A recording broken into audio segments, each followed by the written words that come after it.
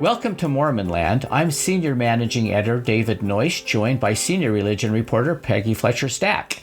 It's fitting this week that we revisit our 2021 Mormon Land podcast with the biographer, President Dallin H. Oaks, the newly installed leader of the Church of Jesus Christ of Latter-day Saints. In this episode, historian Richard Turley discusses his book, In the Hands of the Lord, The Life of Dallin H. Oaks, which documents the personal journey of a church leader known for his devotion to religious liberty, his doctrinal dissections, and his pointed preachings from the pulpit. Oaks's father died when he was 7 years old. Reared by his mother and his maternal grandparents, he committed himself to hard work and diligent scholarship. He became a star student, earned a degree at one of the nation's most prestigious law schools, and launched a legal career that would see him rise to the Utah Supreme Court, with whispers that he someday could land a seat on the country's highest court. Then, virtually overnight, Oaks changed his life's trajectory, trading his career in the law for a commitment to his Lord. He accepted a call to be a Latter-day Saint apostle, a lifetime appointment, in which he now serves as the faith's prophet president. Enjoy this episode and learn about the life of the church's 18th president. So how did you come to write this biography? How did it come about? I was seated in his office one day and he broached the subject to me. He said he didn't want me to answer immediately, but he wondered if I would be willing to write his biography. He said, don't answer now, go out and think about it. But I knew immediately that I wanted to write it because in my mind, he was a biographer's dream, someone whom I had known for 3.5 decades very well and who kept extraordinary records. So I knew that writing about him would be relatively easy and that I would enjoy this activity. What kind of access did you have to him and others? Well, let me just tell you about his major record sets. He started writing a journal in 1980, following the recommendation of then church president Spencer W. Kimball. Before he began writing his journal, he finished a biography of the first 39 years of his life, a sort of autobiography, a personal history. And so I had access to the personal history, his journals from the time he began writing. And then in the era before email, he and his family members kept up a voluminous correspondence. He was born to literate parents, and he had literate brothers and sisters, and they wrote voluminously. And then during the period of his tenure in the Quorum of the 12 Apostles, he kept up a ministry of letter writing in which he wrote thousands of letters to people around the world. So you take that, you add it to all of his speeches and all of the public information about him, and the corpus of information was voluminous. In fact, I think that he is one of the most documented Latter-day Saint church figures in history. Wow. It is interesting when you read, you see a lot of passages from his journal where he's reflecting on things earlier, so you get a lot of his reflections even in that. What kind of access did you have to other leading authorities in the church? I interviewed all the members of the First Presidency and Quorum of the 12 and other church leaders who had a major association with him during his life. Okay. Well, let's dive into his life now, which just about didn't happen. Why don't you talk about his birth? Well, he had a very difficult birth, and when he was born, he wasn't breathing. And he had good medical care for the time. His father, of course, was a medical doctor. His uncle was a medical doctor. He had another relative there who was a nurse. And ultimately, it was one of the people there attending the birth who decided to spray him with ether, which got him, it shocked the body enough that he started crying. But for a time, it looked like he might not breathe sufficiently. And then even after his birth, there was quiet talk among the family that perhaps the long period without oxygen had an impact on his brain. And somebody mentioned that to his mother, who hadn't thought about that, and she worried about it. And so she looked over to his bed and saw this tiny hand rise like a sign to say, no, I'm fine, Mom. And from that point on, she didn't worry. And of course, in retrospect, there was nothing to worry about. Yeah, I think his life has proven there's nothing wrong with his brain. That's for sure. He had another close call, though, also as I think in his infancy, like at 9 months old, right? Yes. He was a passenger in an automobile in Provo. His mother was driving. And this was during the day that all of us, I think, who are on this call nearly remember when we didn't have seatbelts. and we didn't have car carriers for little children and so forth. He was in the car, and his mother went into an intersection, blinded by the sun. Another car came in at the same time. There was a collision. As a result of the collision, he was ejected from the car and landed on concrete, which of course could have been fatal for a small child. But he survived and didn't have any lasting harm from it. Rather a miracle. So Dallin Oaks' father died at age 37, which had this profound impact on the young Dallin and his family. What did his widowed mother do, finding herself alone with these three children? Well, it was a very difficult period for her. Of course, the family had great dreams about the future. They'd moved to Twin Falls, Idaho, where her husband had established a medical practice. It looked like the family was finally going to get to the point where they had some means to live well without having to worry about finances. And then he contracted tuberculosis, probably from one of his patients, and passed away. And that left her devastated, a relatively young mother with three small children and no way of making a living. And the consequence of that was she eventually moved in with her parents down by Spanish Fork on a farm. And she had to make a determination. Would I live the rest of my life as a dependent of my parents, or would I go to school and find my own path as a breadwinner and caregiver? She elected the latter, more difficult path. And ultimately, she obtained a master's degree from Columbia University and entered the field of teaching and education administration. But along the way, the pressure of having her husband die, the challenge of having three small children, the challenges of getting an education caused her to have a mental health breakdown. And for a period of time, she needed to be under the care of others. And that left the children, including small Dallin, without not only a father, but also a mother for a period of time, probably the most difficult period of his early life. How old was he when that happened? Well, when his father died at 7, this would have happened fairly close after that. So in second and third grades, basically. Yeah, those are kind of formative experiences. Okay, so let's fast forward to attending the University of Chicago Law School, where he was the editor-in-chief of the Law Review, graduated with honors. He was headed to a prestigious law career. What were some of the high points of his life to that point in the law? Well, when he went to the University of Chicago Law School, he had gone there from BYU, which at the time was not a very well-known school. And so he thought that he might work very, very hard just to sort of keep up with all of the other students. After the first term, when he realized that he was at the top of the class and had a chance to perhaps maintain that position, a different type of competition entered into his mind. It wasn't just keeping up, it was staying ahead of the pack. And he was very quickly elected to the Law Review as a first-year student. And for people who go to law school by itself is tough enough. And for many law students, the first year when everything's unfamiliar and you have to work very hard is your hardest year. Unless you make the Law Review, then the second year is harder because you've got a full load of classes and essentially you're working a full-time unpaid job of being on the Law Review as an editor. And then if you do exceptionally well, you're named to the board of editors of the Law Review your third year, and that becomes the worst year of all for you. And that was his circumstance. He was the editor-in-chief of the Law Review, so he had to handle all of his classes. And on top of that, he had to edit one of the most prestigious law journals in the United States. The legal field is different from any other professional field of which I am aware. In most professional fields, the journals are edited by professors. And the law field is the only one in which the journals are edited by extraordinarily bright students instead. And he was one of those. So Rick, you're a lawyer. Could you have done that? Well, I did serve on my Law Review's board of editors. So in many ways, I was able to write about that period of his life because I could relate to his experiences. So after graduating with honors, where did his career go right after that? He decided to become a lawyer with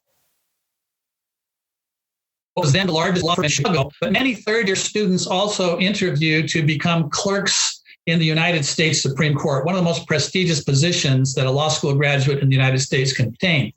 He interviewed with one of the Supreme Court justices and did not get called back. And then at the last minute, when he'd given up hope, he was chosen as a clerk to Earl Warren, the Chief Justice of the U.S. Supreme Court, and went to Washington to spend a very intense year there. So let's go a little bit further in his legal timeline. He eventually becomes, I'm skipping past a few things here that we'll get to, but he became a justice on the Utah Supreme Court. And that's the position he held when he was called to be an apostle. How high could he have risen on the bench? When he became a member of the Utah Supreme Court, he was already someone whose name was being whispered about as potential appointment to the U.S. Supreme Court. He was a well-known legal scholar. He had gotten a lot of attention during the 9 years that he spent at BYU as president of the university, in which he was engaged in a number of legal affairs. And so his name started showing up on lists. He settled into what he called a nice menu of subjects on the Utah Supreme Court.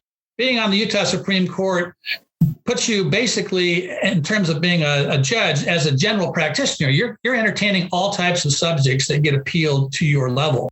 And it's very comfortable for him to be on the court, probably his favorite job up to that point in his life. He loved the academic and judicial lifestyle. He was comfortable. His children, gradually grew and married, and he was entering that phase of life in which there were a lot of pressures that had been taken off of him. And so he enjoyed the life very much. But then again, he had this gnawing feeling there was at least one more major aspect of his life. And he wondered at the time if that might not be the federal courts, particularly the Supreme Court. And so he went to Washington, and a lot of people talked to him there and suggested that he was a potential candidate for being appointed to the U.S. Supreme Court. He had an opportunity to be appointed to the U.S. Court of Appeals for the District of Columbia, which is seen by many people as a stepping stone to the Supreme Court. Of course, the Court of Appeals for the D.C. Circuit has a much different set of subjects to take care of than the Utah Supreme Court. And I think he liked the menu in Utah better than he liked the idea of specialized cases in D.C. At one point, he declined a position like that. And one of his friends, Antonin Scalia, called him and said, if you're not going to take it, I'd like it, and I'd like your support. And he said, I'm happy to give it to you at this stage of my life. I'm not sure that I want that. And of course, Scalia was later appointed to the U.S. Supreme Court. Of course, it's impossible to tell because there are so many variables that factor into something like this. But I think that shows his potential for having been named to the court himself. Mormon Land will be right back. So soon after his call to the apostleship, you write that Oates asked himself a question. Will you be a judge and lawyer who has been called to be an apostle, or will you be an apostle who used to be a lawyer and a judge? Given his sermons come across kind of lawyerly, which is he? I think that he has worked very hard to be an apostle instead of a judge or a lawyer. The style that he adopted early on in his life, before he was a judge, was a doctrinal style that he used even when he was president of BYU and gave devotional addresses. It was basically sort of a no-nonsense doctrinal style where he just straightforwardly laid things out in an outline. And he's maintained that style ever since. But I think in terms of what he does at church headquarters, yes, from time to time, because he has a vast legal experience, he's drawn into matters that require an expert in the law. But he would much rather do other things. And I think that the point he was making when he made that statement early in his apostleship was that all of us, particularly when we get to that stage of life when we're in our 50s, we have pretty much settled into a cocoon where we've attained a level of expertise in some field, and that's where we're most comfortable. If we have to start over again, we'd feel very uncomfortable. And what he recognized is that in many ways, he did have to start over again, and he was willing to make that sacrifice of climbing out of the cocoon and facing the uncomfortable. A good example of that is when he would go on these global tours and would be asked to speak at mission president seminars. He never served a mission as a young man because of the Korean War. He did serve as a stake missionary in Chicago, But unlike a lot of his fellow general authorities who had served as full-time missionaries, mission presidents, stake presidents, and so forth, he never had any of those experiences. He'd never even been a bishop, although he had served in a stake presidency. So he felt that in terms of experience, he was very much lacking compared to his peers. And yet he was asked to stand up in front of a group of mission presidents and tell them how to do their job. And that was very uncomfortable for him. But he did it anyway, because he knew that's what was expected of him. Did he ever regret having to leave the bench? I mean, did he ever express that, or did he ever, privately in his journals? No, never. I think he's one of those that just sort of never looks back. He just enjoys whatever season of life he's in, and he just never looks back and has any regrets at all. I've never heard him express any regrets about wishing he could go back to any particular time. Now, that being said, he has said many times in my hearing that the favorite job he ever had, probably the most enjoyable, just in terms of pure pleasure, was his job on the Utah Supreme Court. Just a little point on Dave's question. Don't you feel like though sometimes it sounds like he's trying to make a legal argument about some topic? It kind of does sound like making a legal argument. Yes, there have been times, as I said, when he's drawn into things because he has legal expertise. And under those circumstances, he puts to use the legal knowledge that he has, particularly if you're discussing a matter like legislation, an area in which he has considerable amount of knowledge. Then he'll speak from a legal perspective, and he'll often quote legal sources in a time like that. But candidly, it's not his favorite thing to do. He would much rather just preach the gospel. Interesting. So tell us about his tenure at BYU. What were some of the highlights, or how is he remembered? What's his legacy there? I think his great legacy there is to push BYU ahead from the small, sort of obscure school that it was to a school that's relatively well known in the United States today, including developing a law school, which in a recent U.S. News and World Report survey came out at number 29 in the nation. One of the first things that he did while he was there was survey pay. And he discovered that professors who were women were being paid less for doing the same work as men. So he very quickly reformed that and made sure that there was equal pay for equal work. He got a reputation as being extremely progressive. He made a lot of changes at the university that caused it to advance in the eyes of the world, and also, I think, made it more pleasing to the church leaders to whom he was reporting. He set the example of being an academic. During the time that he was BYU president, he was also serving on a number of important boards and committees and publishing things. So I think he was not only the president of the university, he was the leading scholar of the institution, setting an example of how to do that. He was actually on the board of Dialogue, a Journal of Mormon Thought also. Yes. So that goes to his, quote, progressive ideas, right? Yes. I mean, he had a remarkably diverse set of interests. And as I look back on his life, one of the things that I feel when I'm reading about him from his original sources is exhaustion. He was involved in so many things at the same time that I think he was able to do things that many people would not have done. I mean, he was the president of PBS, or the chairman of the board of PBS. At the same time, he was carrying out important and very difficult full-time jobs. His church calling while he was president of BYU was being a regional representative, which by itself is a very consuming calling.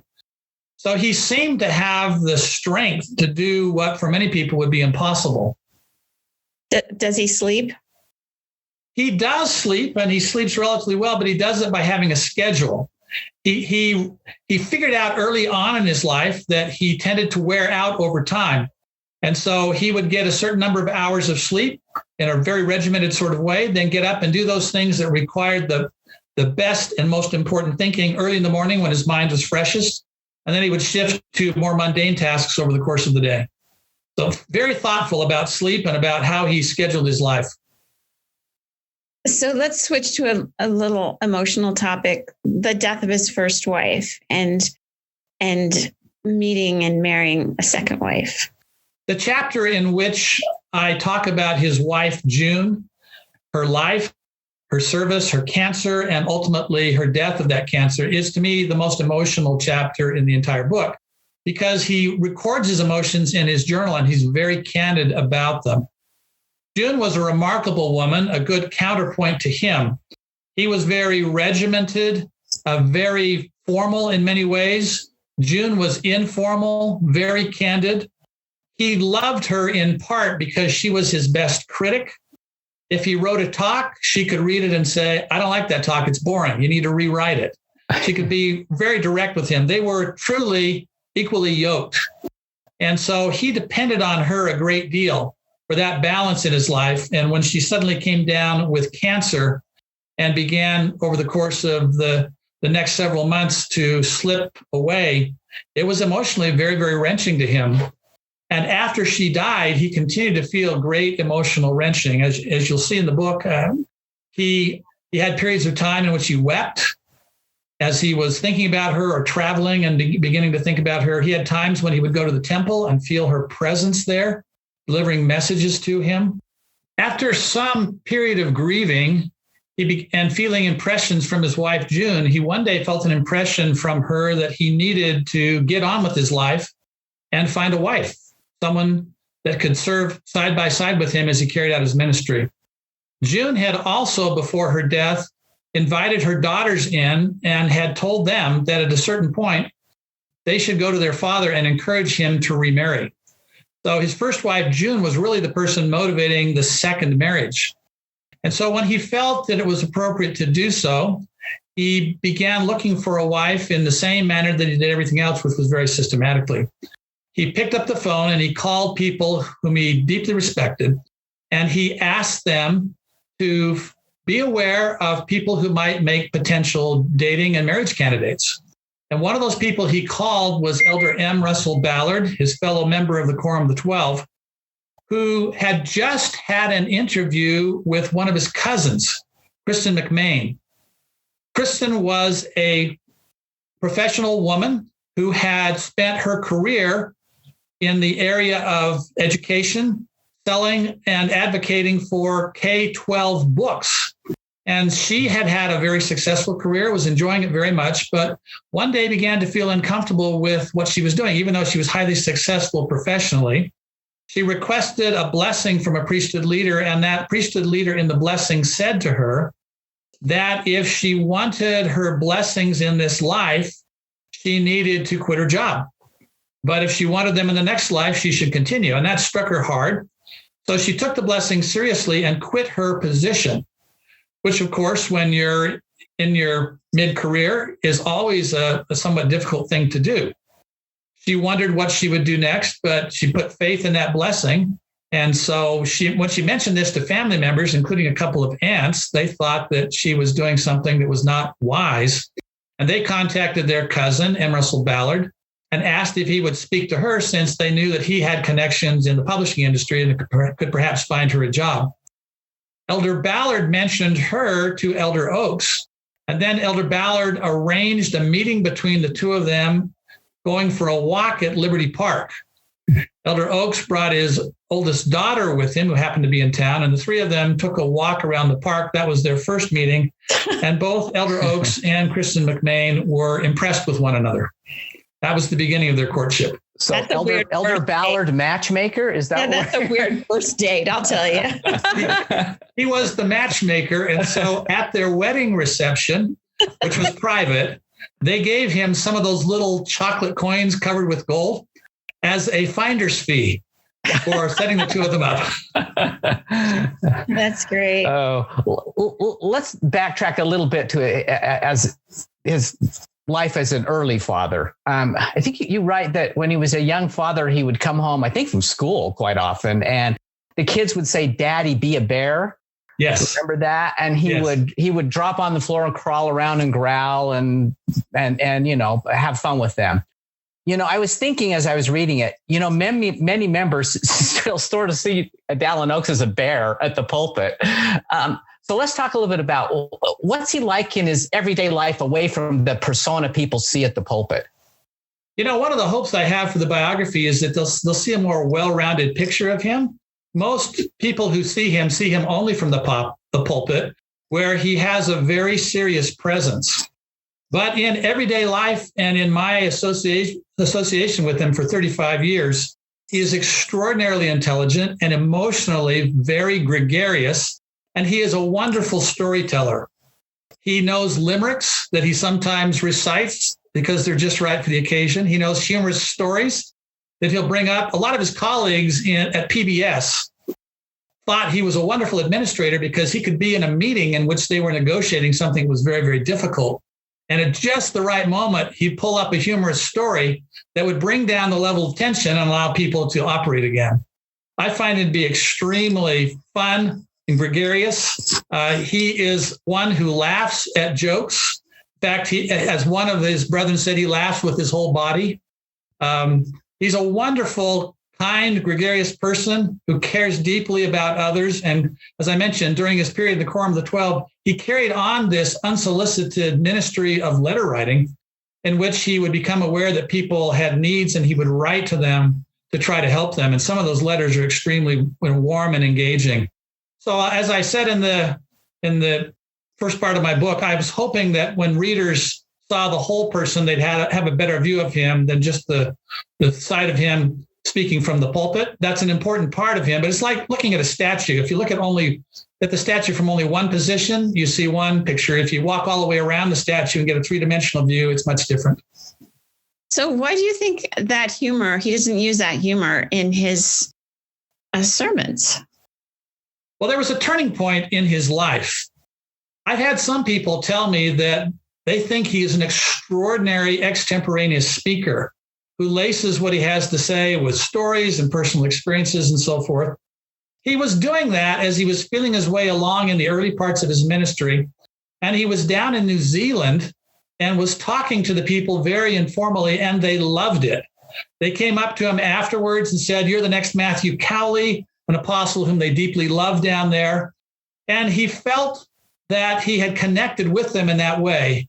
And then overnight, he felt a spiritual chastisement for having done that when his calling was to be someone who taught doctrine. And so when he awoke the next day, he sort of felt like, well, I didn't do right when I did that, and so I'm going to avoid that in the future. Now, that being said, over time, he refined that strict rule to recognize that it all depended upon the formality of the meeting. If he's in informal settings for an informal purpose, he reverts to the storyteller and extemporaneous speaker and can be very fun and gregarious. But in formal settings like General Conference, what you see is what you have seen, and that is someone who's going to propound doctrine. So he and Russell Nelson were called to be apostles on the same time in 1984. Yes. But Oaks was ordained weeks later. So they've been sitting next to each other in meetings and in councils for 37 years, the doctor and the lawyer. They both lost their first wives later in life and remarried. What's their relationship like? It's an extraordinarily close relationship. When I interviewed President Eyring, the other counselor in the first presidency, he said the two are very much alike. In fact, they're like twins, he told me. And the relationship actually goes back further than 1984 when they were both appointed to the Quorum of the 12. When then Dr. Russell M. Nelson was a prominent medical doctor at the University of Utah, then Professor Dallin H. Oaks was tasked by the University of Chicago to help recruit Dr. Nelson to become a prominent medical doctor at the University of Chicago, which he would have done, except that he sought direction from one of the prominent church leaders in Salt Lake City at the time, who encouraged him to remain in Salt Lake. But that was the beginning of their long-standing relationship. And so they would correspond over time, and they remain extraordinarily close friends. President Oaks has been criticized for tough talks he has given on LGBTQ issues. As you delved into his life, did you get a sense of why that issue became so important to him? Yes. So I think one of the aspects of President Oaks's life is that he really doesn't care that much about anything other than whether he feels that he's doing what God wants him to do. And if he feels he's doing what God wants him to do, he doesn't care about popular opinion. He doesn't care about criticism. He just moves forward doing what he thinks is right. He sort of adheres to the notion in one of our Latter-day Saint hymns, do what is right, let the consequence follow. And so early on in his period as a member of the Quorum of the 12, he saw what was happening in the United States in terms of the law, and he and others got together and decided that they would oppose same-sex marriage very early on. They got involved in what was going on in Hawaii, as I mentioned in the biography. And at the time, as you'll see in the biography itself, then Elder Oaks said that he knew this path was going to create a lot of opposition and a lot of hostility, which it did. And then he continues to adhere to that position throughout his period as a member of the Quorum of the 12, at the same time recognizing that some of his rhetoric could be taken somewhat as being harsh. And so he began to temper that by saying that love should be combined with this. In fact, there's a passage in the book. In the October 2019 General Conference, President Oaks quoted President Russell M. Nelson's teaching that the church was restored so that families could be formed, sealed, and exalted eternally, adding that President Nelson's teaching has important implications for persons who identify as LGBT. President Oaks explained, the laws of God that apply most significantly to this group are God's law of marriage and its companion law of chastity. Nevertheless, he concluded with his constant counsel that those who follow lesbian, gay, bisexual, or transgender teachings and actions should be treated with the love our Savior commands us to show towards all our neighbors. So even though he's had strong sermons, he's also a very strong advocate of the idea that in the United States and other countries of the world, the greatest freedom means the greatest freedom for the greatest number of people. And when the U.S. Supreme Court decided in favor of same-sex marriage, he recognized that is the law of the land. And that being the law of the land, it's something that we need to recognize as the law of the land, and that we don't use violence, we don't use other types of activities in order to go against something we don't happen to like. Instead, we move in a very systematic way towards those goals that we want to achieve. And the recent talk that he gave at General Conference, I think, is a good reflection of how he views the Constitution and how people of diverse backgrounds and interests can coexist in society.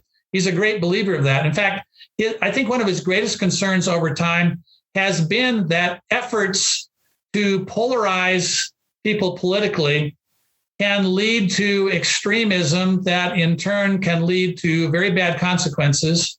And it can lead to efforts to unify the country in ways that eliminate diversity.